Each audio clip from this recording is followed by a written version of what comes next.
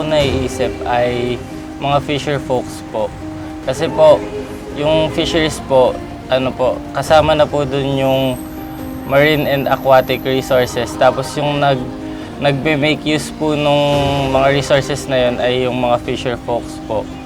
Sila po yung mga nagdadala po sa atin ng mga seafood na kinakain natin. Isa po silang sa mga importanteng aspeto po sa fisheries. Kasi po, kung wala po sila, para pong kulang po yung fisheries. Siyempre po, pag narinig natin yung Philippine Fisheries, una natin makiisip dyan ay food, siyempre, kasi basic necessity siya ng human life. Also, yung mga kababayan natin sa mga fisher folk communities, sa iba't ibang panig ng bansa. Also, papasok din yung aspeto ng ekonomiya, which in may production, nandiyan yung supply and demand, and yung pag-import and export ng ating mga resources. What comes to mind is that the fact that the poorest of the poor in our country, which is the epicenter of marine biodiversity in the world, happens to be the fisherfolk. So you can tell what the state of Philippine fisheries are just by looking at our small municipal fisherfolk and their status in life.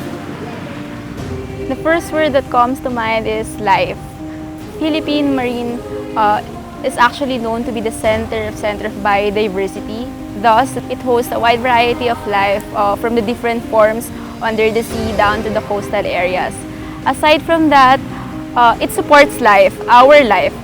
We are heavily dependent on in terms of food source in the marine environment, and thus, if not because of the fisheries, if not because of the marine environment around us, I don't think Filipinos will actually survive.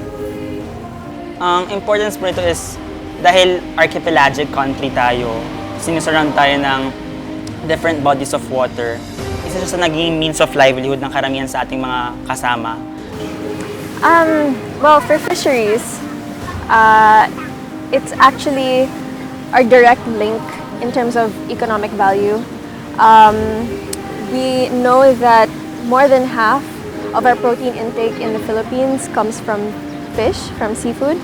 So in that, it's very important for our health. But really, for me, the importance of fisheries stems beyond that. It goes down deep into our culture.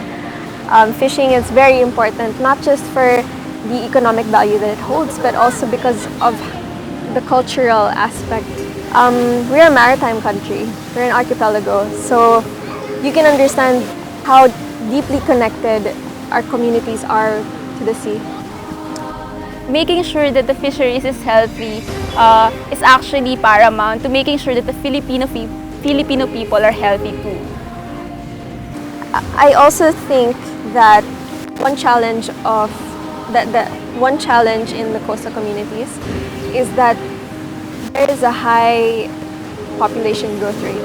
Okay, so with that comes development, and with development comes the need to sacrifice a little bit of the environmental aspect of the community. So that we have to find a balance between development and the protection of our natural resources. And we can do that with good governance. We can do that with very well-informed governance.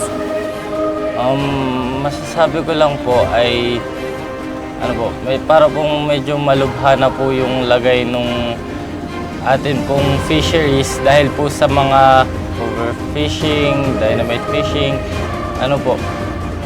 para po sa akin, kailangan na po yung mawala kasi po, isa po yun sa mga sumisira po ng ating fisheries, ng ating mga marine and aquatic resources po. Sila po yung mga hindrances para po makultivate po natin lalo yung atin pong mga resources. Last month, nagkaroon kami na parang immersion sa may isang fisher folk community sa may Oton, Iloilo. And isa doon siguro sa mga nakita namin nung nag-evaluate kami based from that integration was yung tinatawag na nilang, if I'm not mistaken, encroachment. Yung may boundary na yung may mga malalaking kumpanya na nakuha yung sa linya ng mga ating mga normal na kababayan na mga isda.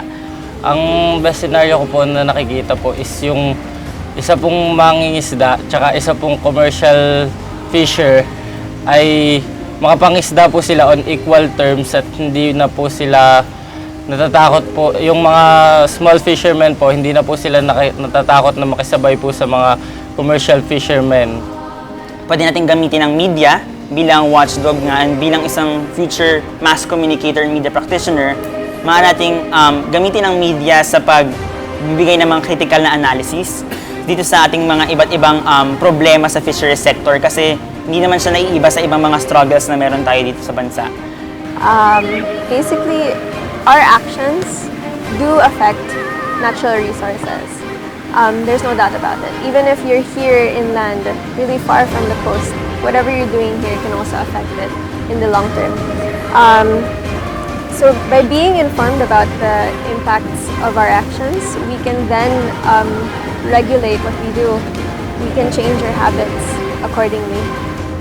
Kaya parang ang maganda po sigurong way para ma-address ang problemang ito ay advocacy in terms of how connected the environment is to one another. Na hindi po dahil nasa lupa tayo, wala na tayong pake sa dagat, at hindi po dahil nasa dagat tayo, wala na rin tayong pake sa lupa. So yun po yung una. Pangalawa ay sa mga leaders or politicians, government law enforcers, na sana wag nilang kalimutan ang mga taong nasa baba or yung mga taong mismo nakakaranas ng mga kaunting pagbabago sa kalikasan.